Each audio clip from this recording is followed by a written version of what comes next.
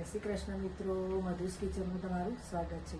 તો આજે સુરતથી મારી કમેન્ટ આવી છે મારા નણદની કે અમારી સાથે શક્કરિયાના શીરાની રેસીપી શેર કરો। તો ચાલો બનાવવાનું શરૂ કરીએ।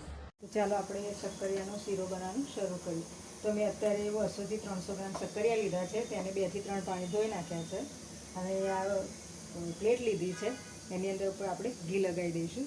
તો મેં અત્યારે ઘી લગાવીને જ રાખી છે। હવે આપણે તેને બાફી લઈશું। હવે મેં આ ઢોકળી લીધું છે, તેની અંદર મેં પાણી નાખીને પહેલાંથી જ ઉકાળી લીધું છે, તમે જોઈ શકો છો।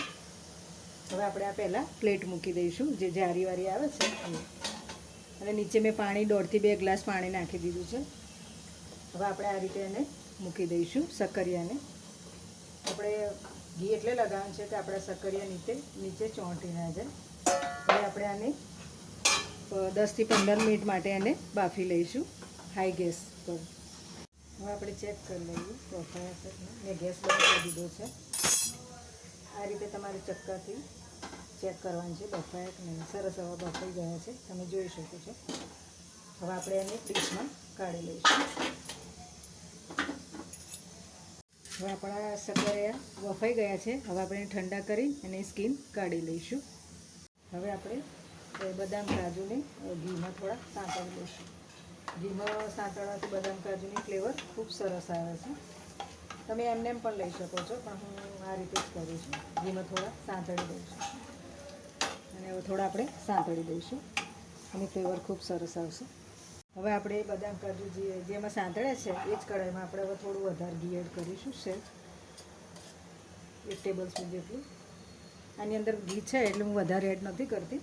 હવે આપણે જે શક્કરિયા બાફીને તૈયાર રાખ્યા છે એને આપણે અંદર એડ કરી દઈશું।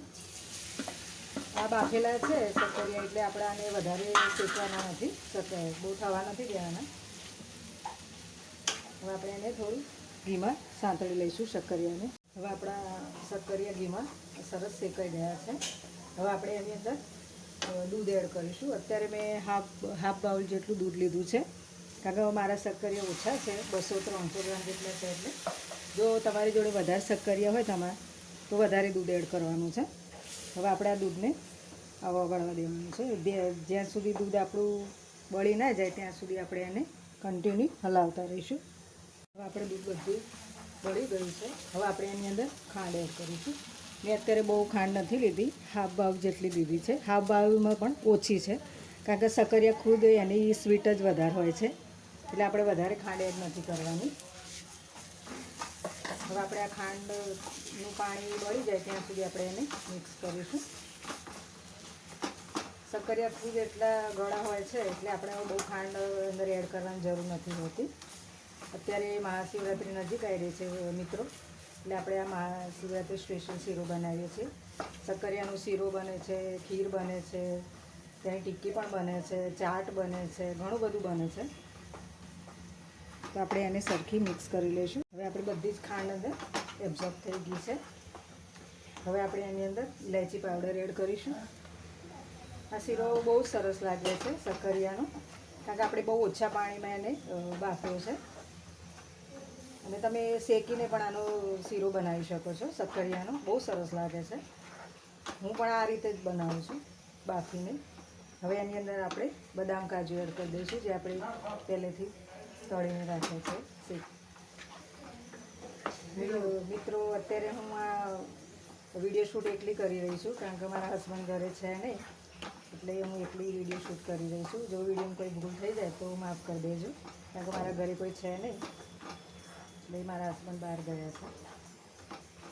હવે આપણે આની અંદર થોડું ઘી એડ કરીશું। મને ઘી થોડું ઓછું લાગે છે, એટલે 1 ટેબલ સ્પૂન જેટલું આપણે ઘી એડ કરીશું। હવે આપણો શીરો તૈયાર થઈ ગયો છે। હવે આપણે એને સર્વ કરી દઈશું। શક્કરિયાનો શીરો તૈયાર છે આપણો। તો તમને જો મારી આ રેસીપી પસંદ આવી હોય તો મારા વિડીયોને લાઇક કરજો, શેર કરજો અને સબસ્ક્રાઈબ કરી દેજો। અને હવે આપણે એક નવા વિડીયો અને નવી રેસીપી સાથે મળીશું, ત્યાં સુધી આવજો।